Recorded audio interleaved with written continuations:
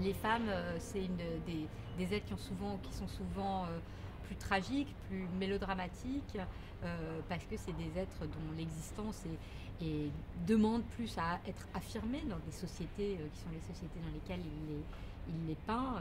Les existences des femmes demandent revendication, demandent à s'affirmer. Donc c'est comme ça que j'en suis venue à parler de femmes.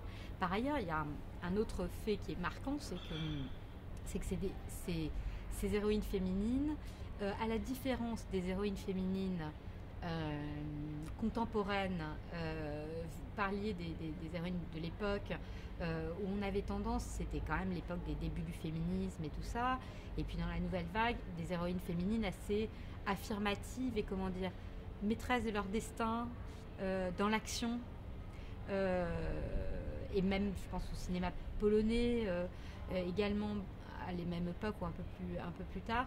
Les deux grandes héroïnes féminines du cinéma de Dreyer sont celles de Jour de colère, la femme de Jour de colère et celle de Gertrude, sont des femmes, c'est des tragédiennes, c'est des femmes presque d'un autre temps. Et d'ailleurs, Gertrude, c'est une femme du début du XXe siècle.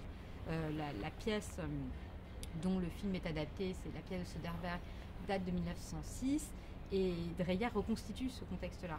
Donc c'est des femmes qui sont prises dans des milieux bourgeois, très sévères, très rudes, et qui ont une existence marquée par la souffrance, marquée par la tragédie.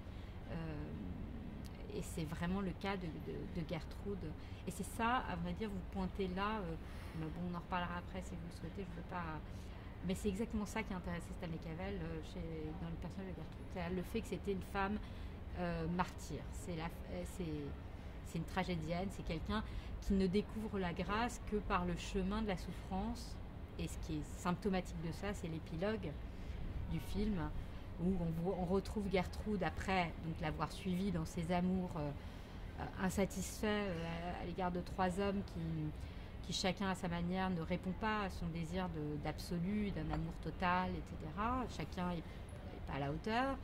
Et à la fin, on la retrouve, elle se confie à son amie de toujours, qui a une oreille compatissante, et il lui dit « mais est-ce que tu regrettes quelque chose ?» et elle dit « non, je regrette rien, l'amour est tout, et sur ma tombe, je souhaiterais qu'on grave l'amour est tout. » Et donc, c'est une héroïne qui traverse, disons, une existence de déception et de désespoir. Et ce qui intéressait Cavell là-dedans, c'est qu'elle s'oppose en cela aux héroïnes féminines qui, dans le cinéma américain, sont très valorisées, de séductrices, lui dit de... comment est-ce qu'il dit, c'est les deux grandes actrices symptomatiques de ça pour lui, c'est Garbo et Marlène Dietrich, et c'est des courtisanes, voilà, il dit. Les courtisanes pour qui l'amour est facile, pour qui l'amour est que gratification, c'est le regard sur elle et tous les magnifie, alors que justement pour Gertrude, l'amour est que souffrance, le regard se porte jamais sur elle comme elle l'aimerait, son âme est jamais satisfaite quoi, dans l'amour.